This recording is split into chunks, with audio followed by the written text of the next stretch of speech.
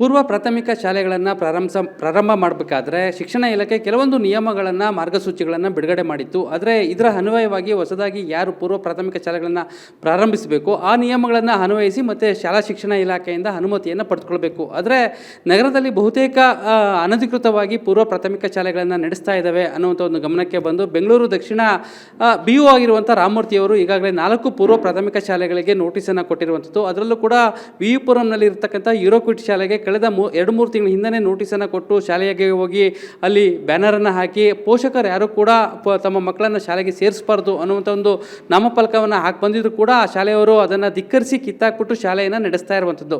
ಹೀಗಾಗಿ ಇದ್ರ ಬಗ್ಗೆ ಅವರು ಏನು ಹೇಳ್ತಾರೆ, ಮುಂದಿನ ಕ್ರಮಗಳು ಏನು ಜರುಗಿಸ್ತಾರೆ, ಬನ್ನಿ ಕೇಳೋಣ. ಸರ್, ಈಗಾಗಲೇ ಏನು ವಿವಿಪುರಂನಲ್ಲಿರ್ತಕ್ಕಂಥ ಯೂರೋಕ್ವಿಟ್ ಶಾಲೆಗೆ ನೀವು ನೋಟಿಸನ್ನು ಕೊಟ್ಟಿದ್ದೀರಿ, 2-3 ಬಾರಿ ನೋಟಿಸ್ ಕೊಟ್ಟಿದ್ದೀರಿ. ಈಗ ಅವರು ನೋಟಿಸ್ ಕೊಟ್ಟರು ಕೂಡ ನಿಮ್ಮ ನೋಟಿಸ್ಗೆ ಕ್ಯಾರೆ ಅಂತ ಇಲ್ಲ, ಶಾಲೆಯನ್ನು ನಡೆಸ್ತಾ ಇರುವಂಥದ್ದು.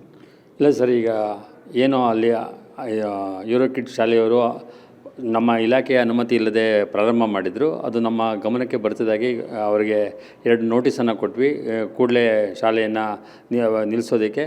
ಮತ್ತು ಸಂಬಂಧಿಸಿದಂಥ ಪೊಲೀಸ್ ಠಾಣೆಯಲ್ಲೂ ಕೂಡ ನಾವು ಒಂದು ದೂರನ್ನು ಕೊಟ್ವಿ. ಇದು ಈ ಥರ ಅನಧಿಕೃತವಾಗಿ ತಲೆ ಎತ್ತಿದೆ, ಇದರಿಂದ ಪೋಷಕರು ವಂಚನೆಗೆ ಒಳಗಾಗುವಂಥ ಸಾಧ್ಯತೆಗಳಿರೋದ್ರಿಂದ ಅದನ್ನು ಮುಚ್ಚೋದಕ್ಕೆ ನಮ್ಮ ಇಲಾಖೆಗೆ ಸಹಕಾರವನ್ನು ಕೊಡಬೇಕು ಅಂತ ಹೇಳಿ ಪೊಲೀಸ್ ಇಲಾಖೆಯವರು ಕೂಡ ನಮ್ಮ ಶಿಕ್ಷಣ ಸಂಯೋಜಕರ ಜೊತೆ ಹೋಗಿ ಶಾಲೆಗೆ ಇದು ಅನಧಿಕೃತ ಶಾಲೆ, ಪೋಷಕರು ಯಾರು ಕೂಡ ಈ ಶಾಲೆಗೆ ಸೇರಿಸಬಾರ್ದು ಅಂತ ಹೇಳಿ ಆ ಶಾಲೆ ಮುಂದೆ ನಾಮಫಲಕವನ್ನು ಅಳವಡಿಸಿದ್ವಿ. ಸ್ವಲ್ಪ ದಿನದಲ್ಲೇ 2-3 ದಿನ ಬಿಟ್ಟು ಅದು ನಾಮಫಲಕವನ್ನು ಕಿತ್ತಾಕಿ ಅಡ್ಮಿಷನ್ ಮಾಡ್ತಾ ಇರೋದು ನಿಮ್ಮ ವಾಹಿನಿಯ ಮೂಲಕ ಮತ್ತು ನಮಗೆ ಸಾರ್ವಜನಿಕವಾಗಿ ತಿಳಿದು ಬಂದ ಹಿನ್ನೆಲೆಯಲ್ಲಿ ಕೂಡಲೇ ನಾನು ECO ಅವ್ರನ್ನ ಮತ್ತೆ ಶಾಲೆಗೆ ಕಳಿಸಿದ್ದೀನಿ. ಮತ್ತು ಅಲ್ಲಿ ಯಾವುದೇ ಅಡ್ಮಿಷನ್ಸ್ ಆಗಬಾರ್ದು ಮತ್ತು ಇರುವಂಥ ಅಡ್ಮಿಷನ್ಸನ್ನು ಆ ಪೋಷಕರಿಗೆ ಬೇರೆ ಶಾಲೆಗಳಿಗೆ ಸೇರಿಸ್ಕೊಳ್ಳೋದಕ್ಕೆ ಅವರಿಗೆ ಸೂಕ್ತ ತಿಳುವಳಿಕೆಯನ್ನು ಕೊಡುವಂಥದ್ದಕ್ಕೆ ಮತ್ತು ಇವತ್ತು ಮತ್ತೆ ನಾನು ಅವರನ್ನು ಪೊಲೀಸ್ ಠಾಣೆಗೆ ದೂರು ದಾಖಲಿಸೋದಕ್ಕೆ ನಿಯೋಜನೆ ಮಾಡಿದ್ದೇನೆ. ನಾಳೆಯಿಂದ ಆ ಶಾಲೆ ಏನಾದರೂ ಮತ್ತೆ ಇದು ಮಾಡಿದ್ರೆ ಪೊಲೀಸ್ ಸಹಕಾರದೊಂದಿಗೆ ಆ ಶಾಲೆಗೆ ಬೀಗ ಹಾಕಿಸುವಂಥ ಒಂದು ಕೆಲಸವನ್ನು ಮಾಡಲಾಗ್ತದೆ ಸರ್. ಸರ್, ಈಗ ಆ ಶಾಲೆಯವರು ಈಗ ನಾವು ಪೂರ್ವ ಪ್ರಾಥಮಿಕ ಶಾಲೆಯನ್ನು ನಡೆಸ್ತಾ ಇದ್ದೀವಿ, ನಮಗೆ ಅನುಮತಿ ಬೇಕು ಅಂತ ಏನಾದರೂ ನಿಮ್ಮ ಮುಂದೆ ಅರ್ಜಿ ಹಾಕ್ಕೊಂಡಿದ್ರೆ? ಇಲ್ಲ ಸರ್, ಈ ಹಿಂದೆ 2024ನೇ ಇಸ್ವಿನಲ್ಲಿ ಅವರು ಆನ್ಲೈನಲ್ಲಿ ಅರ್ಜಿ ಹಾಕಿದ್ದಾರೆ.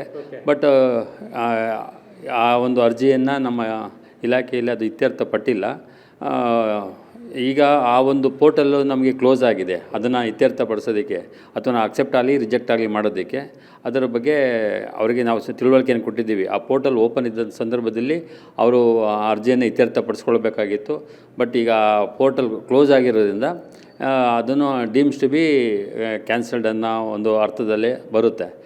ಅದರಿಂದ ನಿಮಗೆ ಹೊಸದಾಗಿ ನಮ್ಮ ಇಲಾಖೆಯ ಮಾನದಂಡಗಳೇನಿದೆ ಆ ಮಾನದಂಡಗಳ ಅನ್ವಯ ಅವರು ಎಲ್ಲ ಸಂಬಂಧಿಸಿದ ದಾಖಲೆಗಳೊಂದಿಗೆ ಆನ್ಲೈನ್ನಲ್ಲಿ ಅರ್ಜಿ ಸಲ್ಲಿಸಿದರೆ ಅದು ನಿಯಮಾನುಸಾರ ಇದ್ದರೆ ಪರಿಗಣಿಸ್ತೇವೆ. ಇಲ್ಲಾಂದರೆ ಅಲ್ಲಿವರೆಗೂ ಯಾವುದೇ ಕಾರಣಕ್ಕೂ ನಿಯಮ ಬಾಹಿರವಾಗಿ ಅನುಮತಿ ಇಲ್ಲದೆ ಶಾಲೆಯನ್ನು ತೆರೆಯೋದು ಅದು ನಿಯಮಗಳಿಗೆ ವಿರುದ್ಧವಾಗ್ತದೆ. ಅದರಿಂದ ನಿಯಮಾನುಸಾರ ಕ್ರಮ ಮಾಡ್ತೀವಿ ಅನ್ನೋ ಒಂದು ಎಚ್ಚರಿಕೆಯನ್ನು ಕೂಡ ಕೊಡಲಾಗಿದೆ. ಮತ್ತು ನಾಳೆಯಿಂದ ಶಾಲೆ ಪ್ರಾರಂಭ ಆದರೆ ಕೂಡಲೇ ಪೊಲೀಸರನ್ನು ಕರ್ಕೊಂಡೋಗಿ ಶಾಲೆಯನ್ನು ಮುಚ್ಚುವಂಥ ಒಂದು ಕೆಲಸವನ್ನು ಮಾಡಲಾಗ್ತದೆ ಸರ್. ಈ ಯೂರೋಕಿಡ್ ಶಾಲೆ ವಿವಿಪುರಂ ಥರ ನಿಮ್ಮ ವ್ಯಾಪ್ತಿಗೆ ಎಷ್ಟು ಶಾಲೆಗಳು, ಪೂರ್ವ ಪ್ರಾಥಮಿಕ ಶಾಲೆಗಳು ಅನುಮತಿ ಪಡೆದ ಶಾಲೆಗಳನ್ನು ನಡೆಸ್ತಾ ಇದ್ದಾರೆ? ಎಷ್ಟು ಶಾಲೆಗಳನ್ನು ಗುರುತು ಮಾಡಿದಿರಿ ಸರ್? ಇದು 4 ಶಾಲೆಗಳು ನಮ್ಮ ಗಮನಕ್ಕೆ ಬಂತು.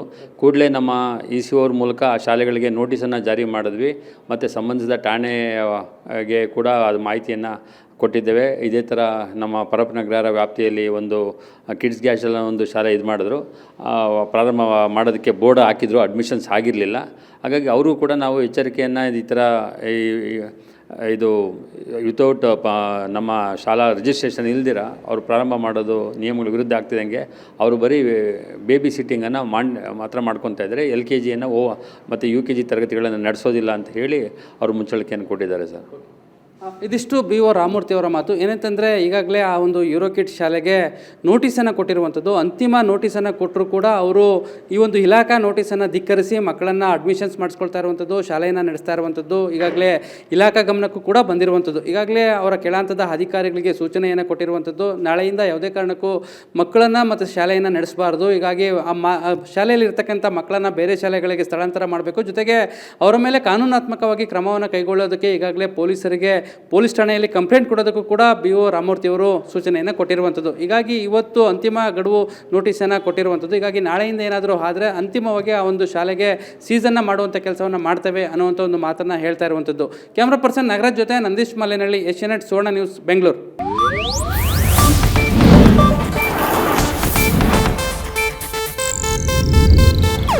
ಇದು ಏಷ್ಯಾನೆಟ್ ನ್ಯೂಸ್ ನೆಟ್ವರ್ಕ್ ಪ್ರಸ್ತುತಿ.